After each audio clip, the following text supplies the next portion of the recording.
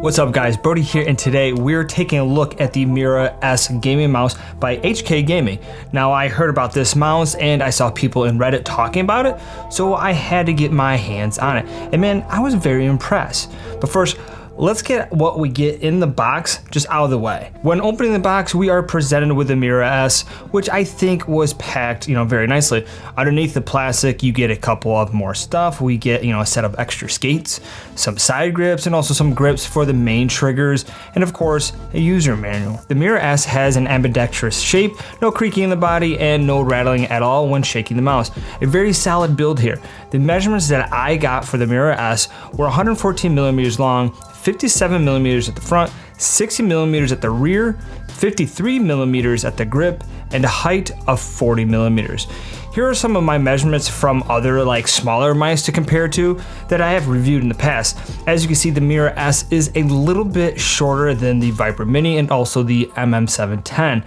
And almost smaller all around compared to the two. The only thing that is different that you can tell from a couple of millimeters is the height, which the Mira-S sits higher than the other two. The hump of the Mira-S is in the middle, while the Razor sits a little more towards the rear, and when the MM710 is definitely more towards the rear of the mouse. With this height, it gives us more room for our fingers on the side compared to the other two.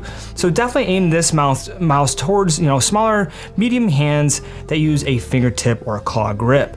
I cannot palm this mouse at all, but maybe if you have some really small hands, it probably can be done. As for the weight, I got 60 grams on my scale, which is heavier than the MM710, but only slightly heavier than the Viper Mini. If the Mira-S is too small but you're interested in this mouse, definitely consider the Mira-M, which is the medium size. I have the measurements of 123 millimeters long, 59 millimeters at the front, 64 millimeters at the rear, and 58 millimeters at the grip, and a height of 39 millimeters. The weight of the Mira-M is around 61, 62 grams on my scale. That's with some cable, etc.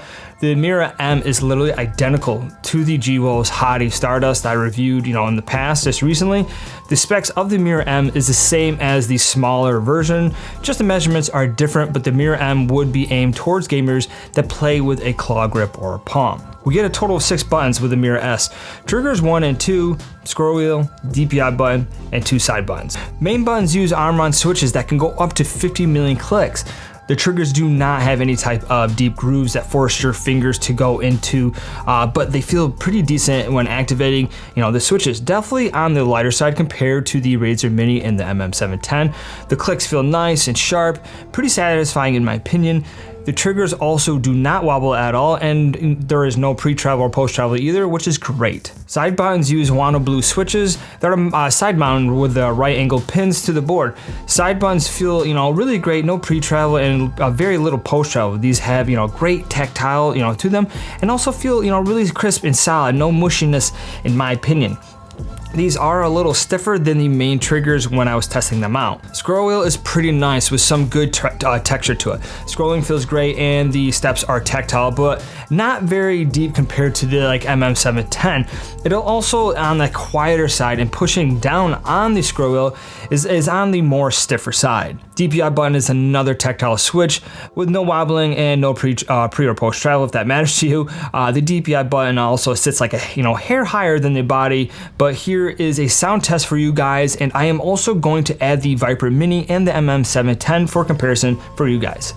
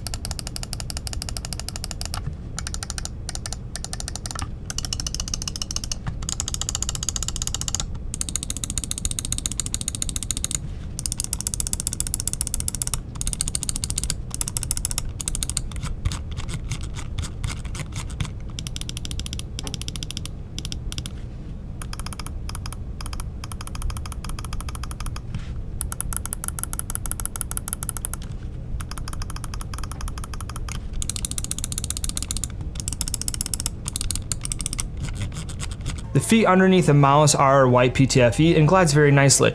There's a slight break in like every typical mouse feet, and by the looks of it, to me, they look the same as the feet on the Hottie mouse. And also which I also noticed was that they're like the edges are not as rounded, but I also heard that, you know, that they're gonna start coming out with where they might have rounded edges, so that'd be a plus if they do. The cable is pretty good, but not as good as the MM710. It is on the, you know, slightly stiffer side, and comparing it to my other mice that I have, it feels like the same as the, you know, Razer SpeedFlex cable on the Viper Mini, but hey, I will take this over a rubber cable, and if it bothers you, you can just swap the cable out if you want, or just use a mouse bungee. Performance wise, the Mira-S uses the Pixar 3360, which I think is a great optical sensor. I play a lot of Apex and tracking felt great during gameplay. I did not notice any issues. Flicks were good, 180 degrees, turns were good. I tried moving the, you know, mouse really fast to spin out the sensor out. No issues here, and performed really well. The max DPI that we can get or go to on this is 12,000 DPI. It also has 250 inch per second, 1000 hertz pulling rate, and 50 G acceleration. Software wise, it's, you know, it's simple and has a nice layout. You do not need the software since it does have presets for changing the DPI and so on. But the layout reminds me of the Hottie software or even the Glorious software. I don't know why, just the whole layout just reminds me of it. We can set up macros, change DPI settings, change lighting, which we do not get a lot of options for different, you know, effects, but hey, at least we get RGB on the scroll wheel. We can change mouse parameters like lift off distance, debounds, and more, and we can also change the pulling rate. We can save up to 3 different profiles if you like the option. The Mira-S is a great mouse, and I was really impressed with the quality and the performance. The mouse felt comfortable in my hand for both the, you know, Mira-S and the Mira-M. Obviously, for smaller hands, go with the S. If you have, you know, medium to large hands, go with the M. Only downfall I felt about the mouse was the RGB, because it was very limited with the effects that we get. But hey, it's not a big deal to me at all. Really great mouse, and I would suggest this if you are, you know, worth thinking of purchasing the S or the M. So hopefully you guys enjoyed this video. Make sure to hit that like button. Also consider subscribing. And if you have any questions, hit me up in the comment section. I'll do my best on getting back to you. Again, my name is Brody, and I'll see you guys on the next video. Peace.